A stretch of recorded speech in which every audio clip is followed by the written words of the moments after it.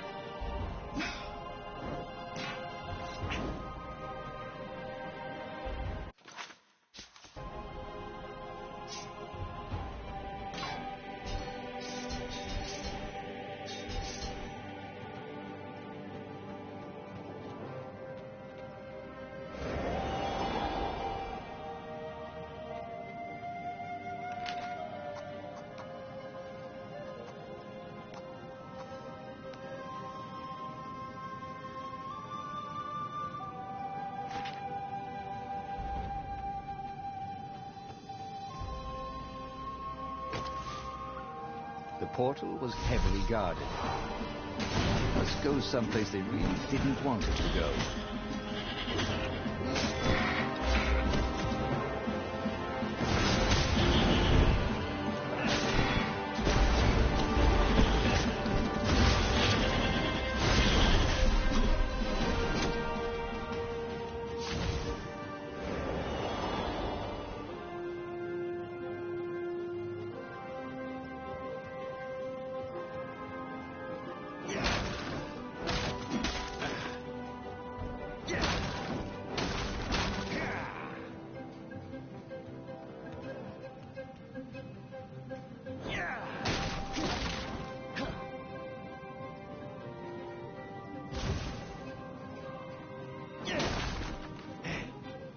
I hoped his mother wasn't watching.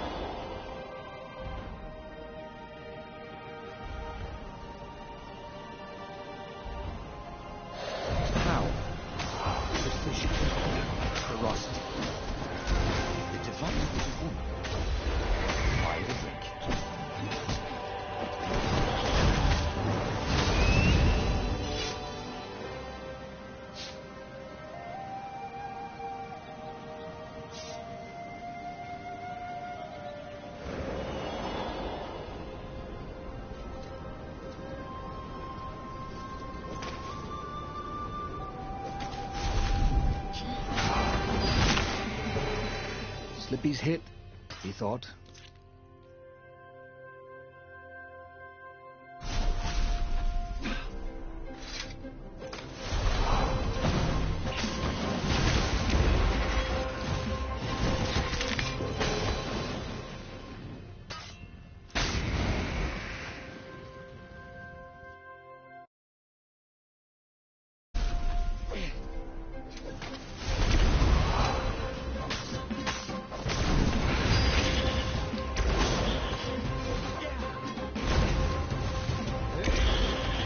Didn't smell any better dead than I'd have thought.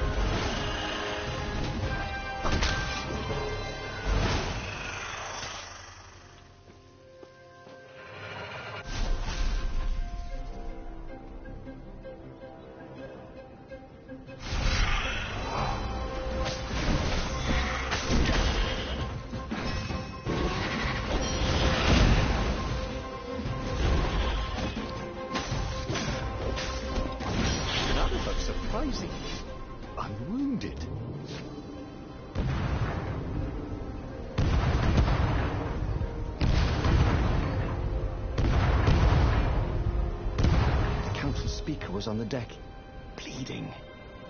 Why was she even here? They found our base, she croaked. The council, all dead. We must surrender. No, we can still win this, said Reynardo. I have the Sky Ripper.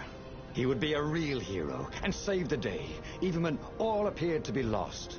You're a good boy, said the speaker, and then she died.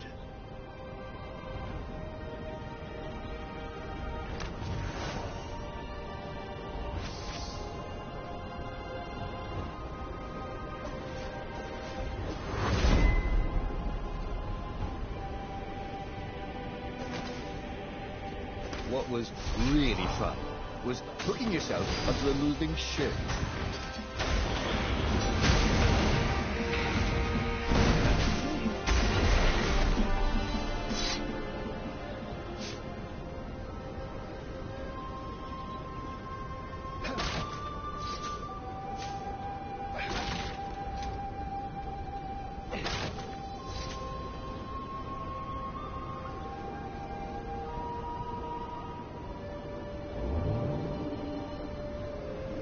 There was an inscription, no spitting.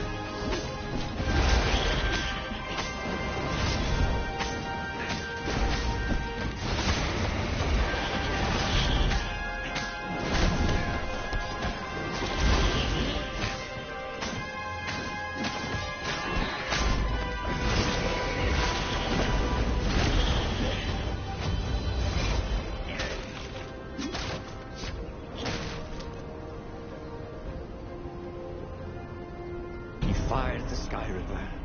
With a tremendous whoosh, the Emperor's flagship went up in flames. And for good measure, he played the beam around it, setting all the other nearby Imperial ships on fire too. And he watched them burn. The few remaining rebels gave a cheer. And then they stopped cheering. There was a hole in the air. A blackness, like a tear in a parchment. Wind was blowing into it, widening it. It grew larger. Crates were falling off ship decks, upwards into the hole. And the world itself seemed bent, like the reflection on a curved mirror as it poured into the ravenous hole. He guessed that somewhere behind that ever-widening hole were gods that had long been exiled. But it didn't really matter. Time was done for here, and soon it was. And just like that, he was alive again, and back on the Farfarer, still fleeing burning Ubar. The book was still open before him. So, the book was a portal. It took you to the future, when your destinies would branch. He had failed and died 3 times, but he learned another true thing. The core was powerful, but dangerous if used improperly.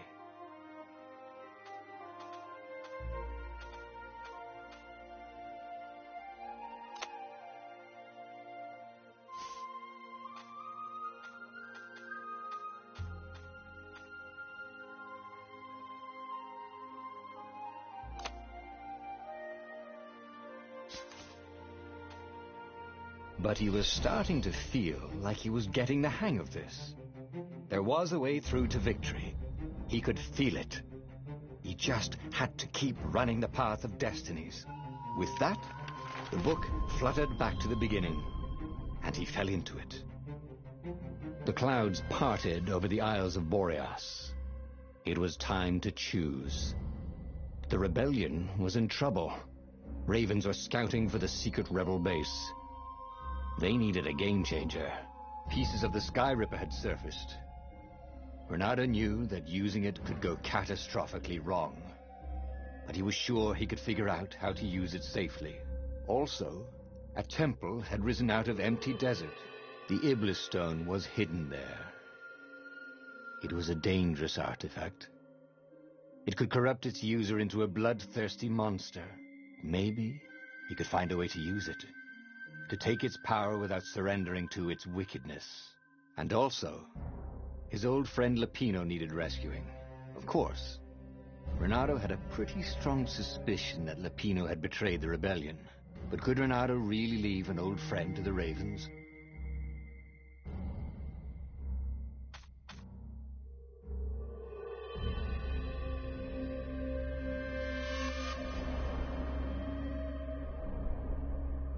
The island was windswept desert.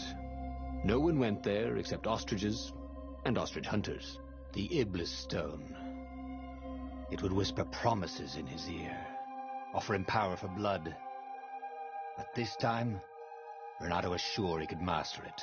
And so, Renato went ostrich hunting.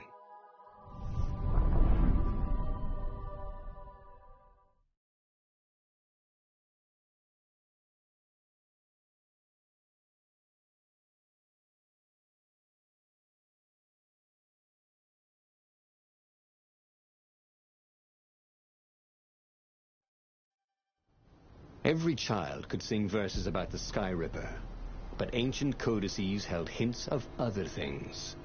A stone that ate souls, a ruby that drank blood, a jewel only a righteous man could give away. Were all these things the Iblis stone?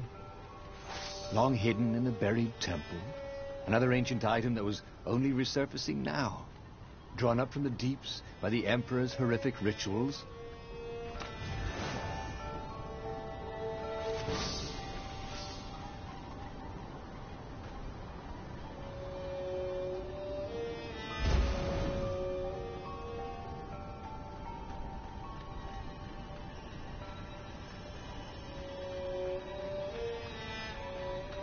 A crafting bench.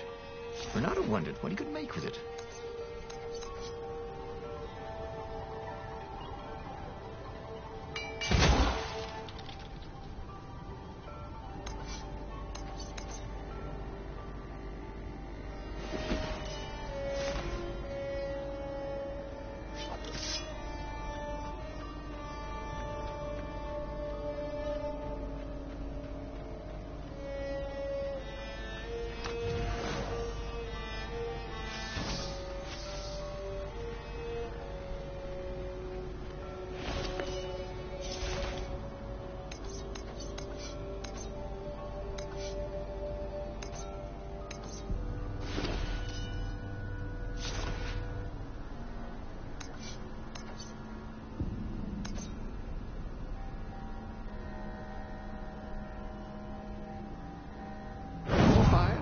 Yes, please.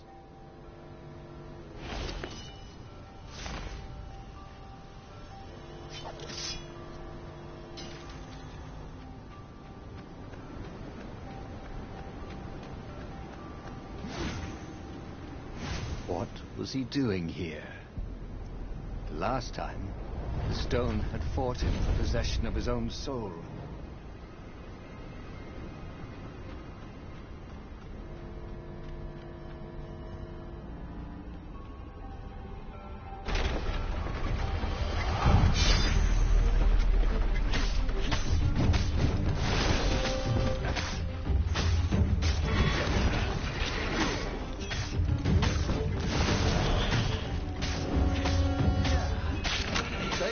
To gravity for me.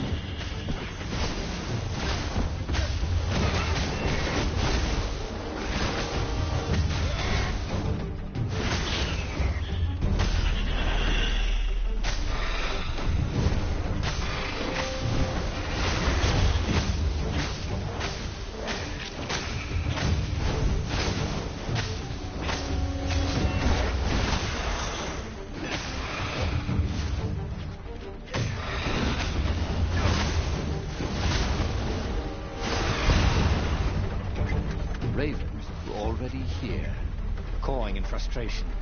They were still searching for a way in. Good. Then he hadn't come too late.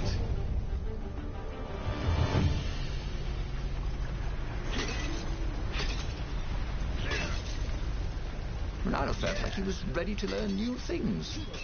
Thank goodness he didn't have to go to school for that.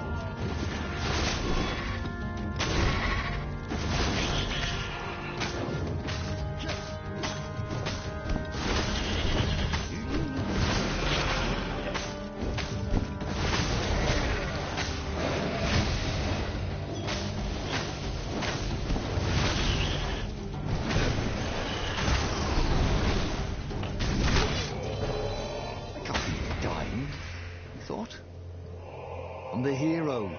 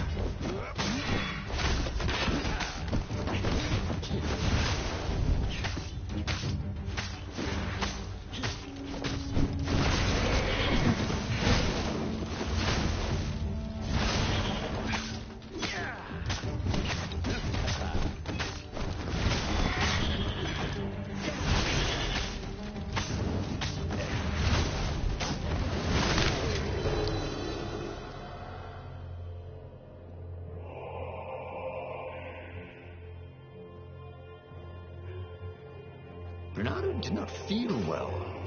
In fact, he felt dead.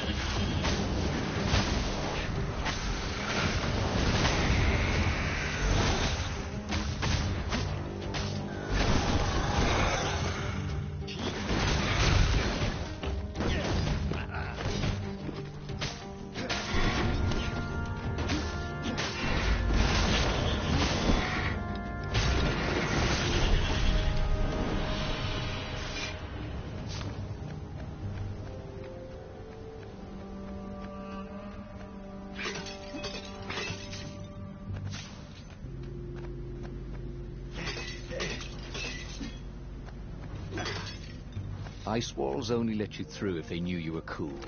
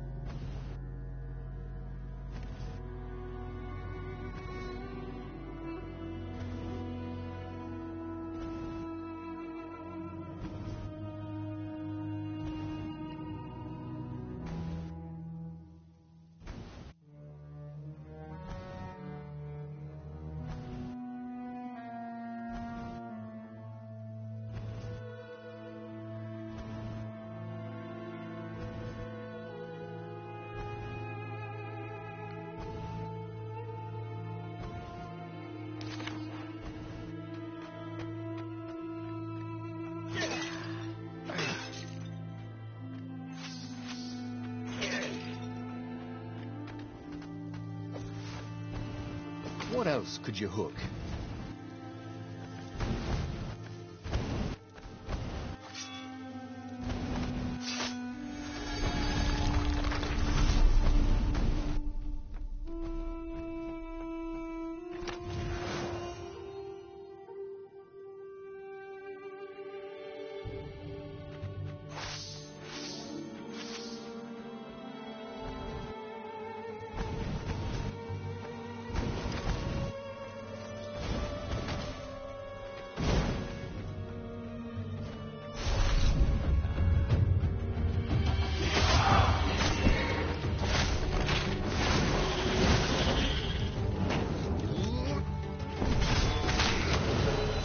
Should have done a barrel roll, he thought, as he died.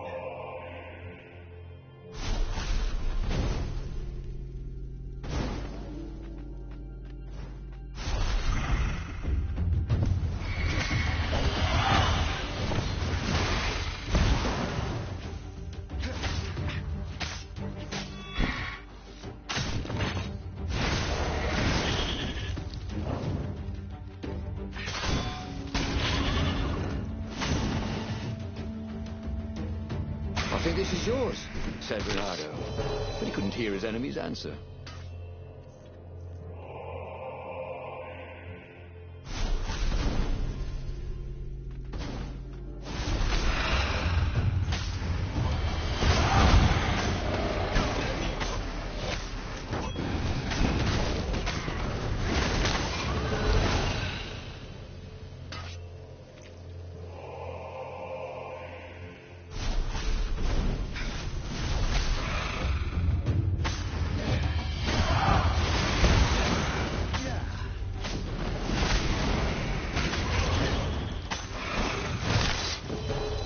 But there were still so many games to play, Bernardo thought as he died.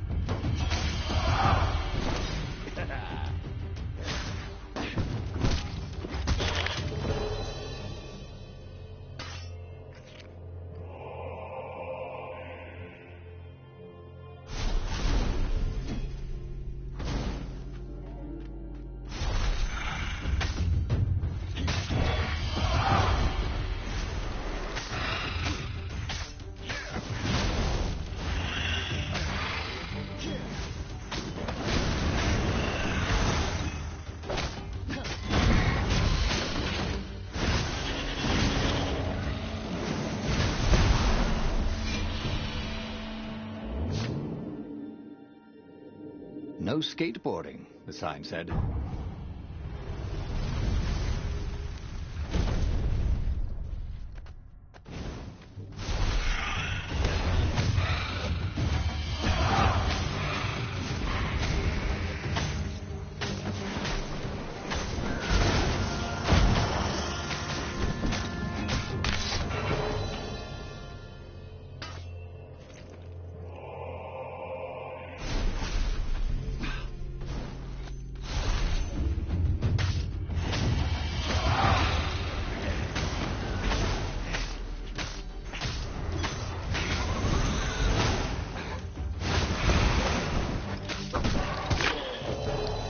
Should have died a pirate, he thought.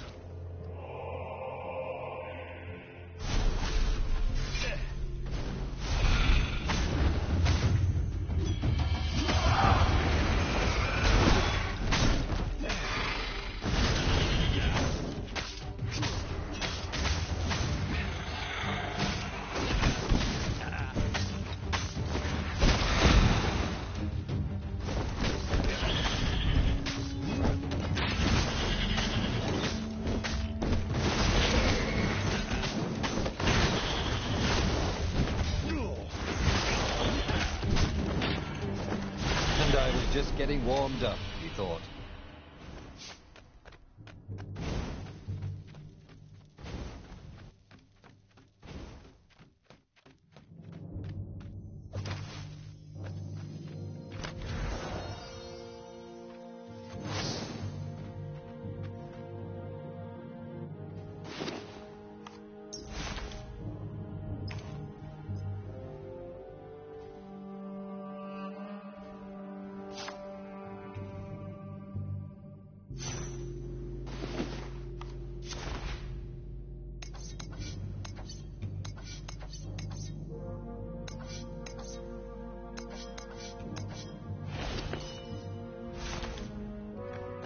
There had to be some way to use the Iblis stone. It was old, wasn't it? People are so much cleverer now. And Renato was pretty sure he was cleverer than most people.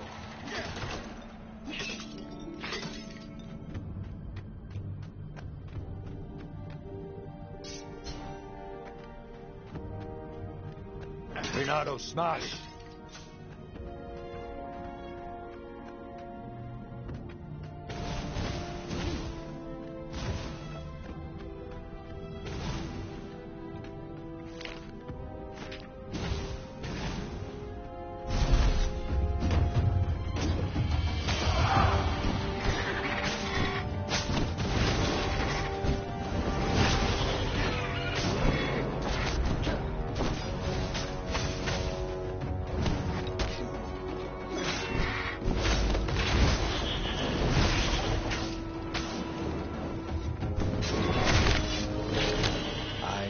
Go, he thought.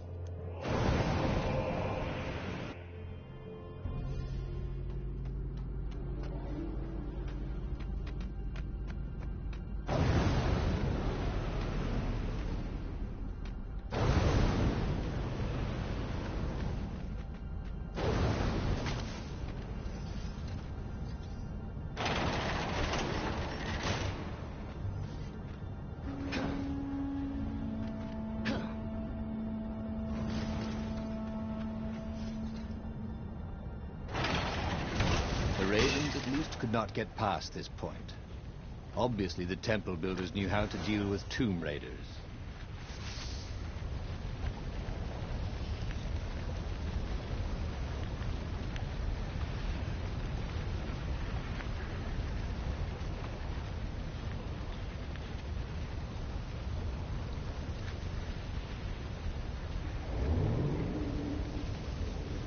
The platform used a hybrid propulsion system fueled by anti-gravity and wishful thinking.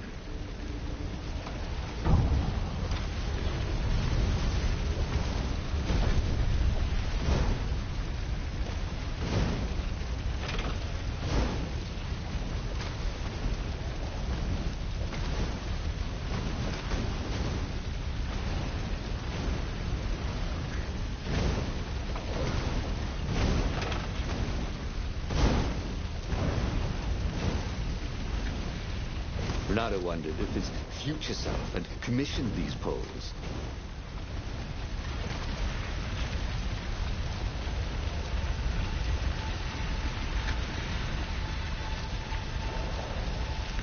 It was a stone of the purest blackness. It reflected no light, like a void made solid. Nervous, he picked it up.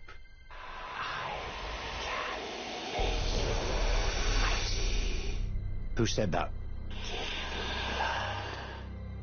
It was the stone. Eager. Thirsty.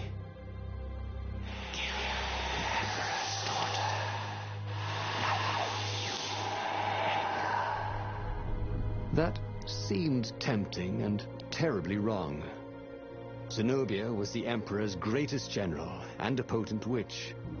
But they had been close once, and he had a sneaking suspicion the gem would try to control him. Why not capture the core of Sky Ripper instead? It was the eye of a lost god torn out by the transcendent Emperor to power his greatest weapon. "Put the core," said the stone anxiously. What you want.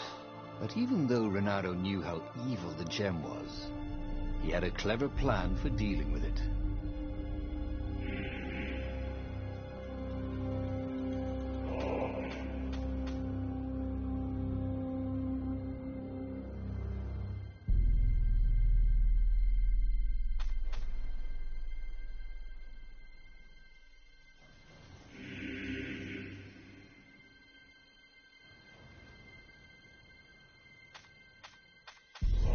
The gem could give great power, but it was evil. But Renato had a plan. He would divide the stone into the power half and the evil half. He sought out the sage Calaveras. "Oh, you need a mirror of splitting." Croaked Calaveras. "I can make one." Calaveras set up various shiny things. And soon Renato was setting the stone down in the middle of Calaveras' lab. There was a flash, and now Renato was looking at himself. Except with a mustache, and a goatee and darker hair. There were two Iblis stones. One light, and one dark. Renato took the light one. He felt a rush of great power. Now I could defeat the Emperor. Wait a minute. Unfortunately, he couldn't think of any way to use it without hurting someone. That wouldn't be nice. "Give me that," said his evil-looking twin, and he drew his sword. He only got it halfway out of the scabbard when he fainted from the effort. Obviously, neither weak, evil Renato nor powerful, nice Renato was any threat to the Empire. After the Emperor's victory, they were exhibited in a museum until time ended, which was soon after. He had tried something bold and paid the price for it.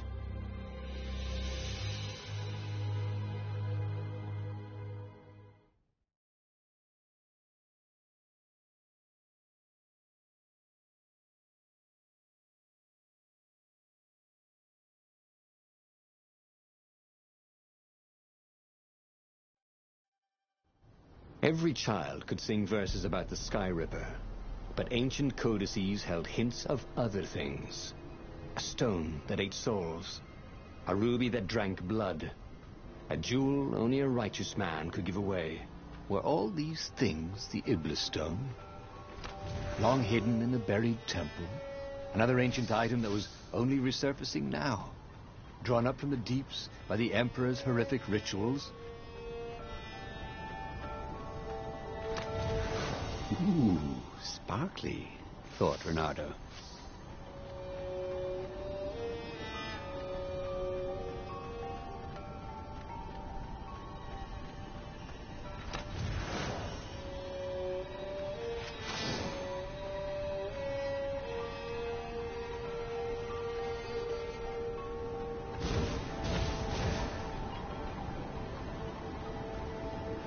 What was he doing here? The last time, the stone had fought him for possession of his own soul.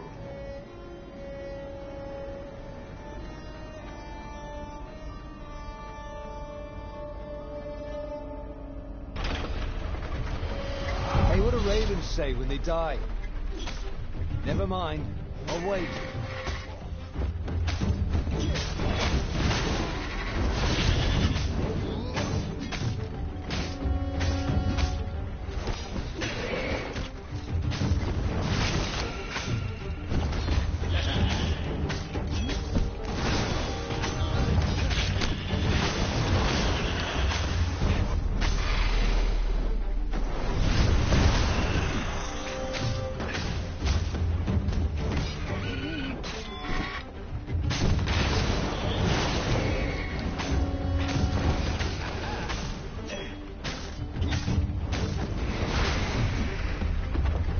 Ravens were already here, cawing in frustration. They were still searching for a way in. Good. Then he hadn't come too late.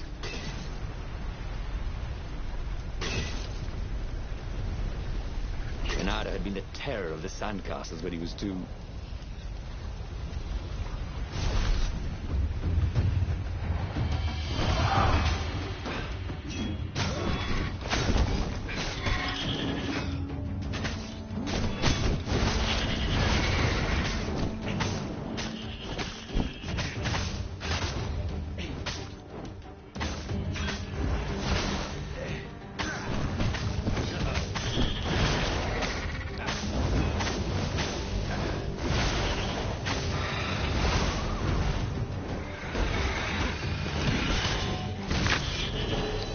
They had to bury him in a bucket. Actually, several buckets.